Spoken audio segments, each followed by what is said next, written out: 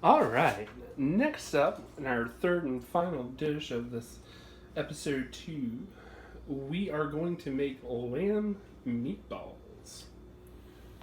Have some different spices here laid out. We have a pound of lamb in the bowl, and we have 3 pounds of turkey meat to cut it up with. Lamb's expensive and not always easy to find. Well, amazingly enough, this is a period recipe. This was documented from the Turkish lands. It was one of the feasts that they put on there. It was one of their recipes. And the recipe actually calls for half lamb, half chicken. Mm. Turkey's a little more readily available, I find. Yeah, in mince form around here, definitely. And lamb was a little difficult to find today, but we managed to find it. So you're going to mix your meats together. And remember, before you mix your meats together, take your rings off your fingers. You do not want your guest to munch down on the ring that you lost 3 days ago. So she's just giving that a really good mix with her hands. Probably one of the best tools that you have for mixing different ground meats together with. And I know that some people are opposed to touching meat and whatnot when you're cooking. There are other ways to do it. I just find that this is the best, that gets everything even and gets everything gone through. I don't know if you can tell that I've kneaded a lot of dough in my day. Yeah, it kind of looks like it. All right, after this we're going to add spices. All right, now Amy has her hands all nice and washed up, all clean, so we don't get our spices dirty. Now, I grew up with a little Irish grandmother, so a lot of my spices are pinches and dashes, which is just kind of the way I've always learned to cook. This is really no different. A lot of this is to taste. Because these recipes were written down so long ago, they didn't really have the forms of measurements that we have today. So it'll just say, add cardamom, or add, whatever spice, enter whatever spice here. So we're just kind of going to do that from what I've found people like. Yeah, but I mean, that's the one good thing about this. You get to make it yours. You get to find out what really works for you, and you get to make this dish a signature dish for you every single time you make it until you find the right proportions that you like to serve. Yes. So the main spices that we have here, so we have some ground coriander, okay, which I would say this is going to be about 2 tablespoons. At least. Yeah. You're going to add a little cardamom, about a tablespoon. Now, cloves, you are going to add a pinch. Like, that is legit all you really want if you want to have taste buds at the end of the day.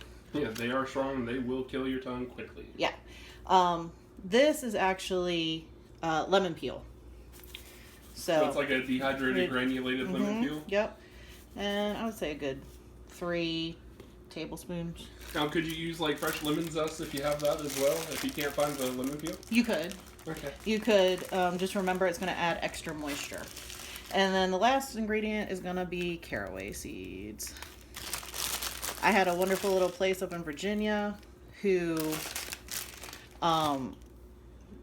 had aisles and aisles and aisles of spices. Oh, the cheese shop. Yeah. And that's where I used to get all of my stuff from. I loved it. Yes. The cheese shop. A good Amish shop. Yes. Good Amish store spices for everyday working people. Alright. You're going to add a little salt. And a little pepper to taste. Alright. We should try and get sponsorship from them. I know, right? Alright. And then we're going to mix all these spices in. It's too extra. It would help if I took it off the cutting board. Probably. So I can't tell you how wonderful this particular dish smells when you're cooking it. It's amazing. Don't worry, I'll be covering that a little bit later on. So this dish, and we'll show you later, cooks down in honey, lemon juice, and pistachios. Now, if you're allergic to nuts, you can leave the pistachios out, but it does add another element to it.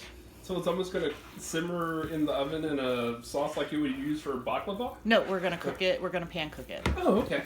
Yeah, we're gonna pan cook it, and it's gonna simmer. So this actually, the translation of the name, which I am not even gonna attempt to butcher, actually means hazelnut meat, and that has to do with the size. Because when you make this, you are going to be pulling your meatballs up, and you're going to be rounding them off about hazelnut size. You remember, they're going to shrink down when you cook them, but this is going to be about the size that you want. And that's also about the size of a golf ball, if you're not used to working with hazelnuts. Yeah. Yeah. So that's the first one done. All right. We'll be back in a minute after we get these things. We're going to start making the lamb meatballs. First, about a half a cup of lemon juice goes down in your pan. That's already pre-warmed on medium heat.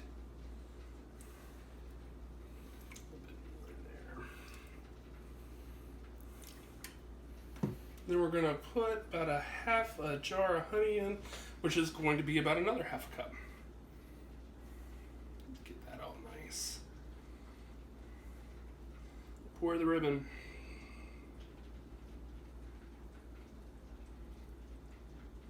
Basically what we're going to do is warm it up so that honey melts into the lemon juice. And we're also going to throw some pistachios in there in just a second once we get the honey in and get that melting up a little bit.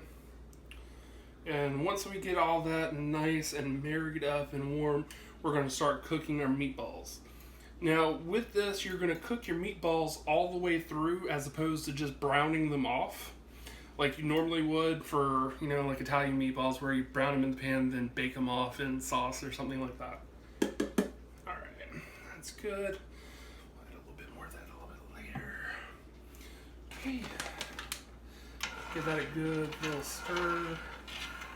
Let that start working its way, melting your honey a little bit. And it's really cloudy. It's kind of hard to see the honey. But as you drag your tongs or whatever cooking implement you're going to use, you'll start to see that the honey is breaking up a little bit from the ribbons where it poured in. And it's becoming a little bit more liquefied, and your sauce is getting a little bit less cloudy than when it first went in with all the lemon juice. So that citric acid is a little opaque. Just work that in. And then we're going to take some whole shelled pistachio nuts. We're just going to dump those in. How many are we supposed to use here? Or does it really matter? It doesn't really matter, first of all, but how many are left from us eating them? Well, the thing about pistachios, always buy extra. Because not all of them make it through the safety testing after you open up the bag. That should be about good. That should be about good? Mm-hmm. All right. Yeah, we need something to eat later. Well, that's why I said stop. Alright, so we're going to let this heat up and simmer a little bit, and then we'll be back to you and show you what the meatballs look like. Alright, we'll be back.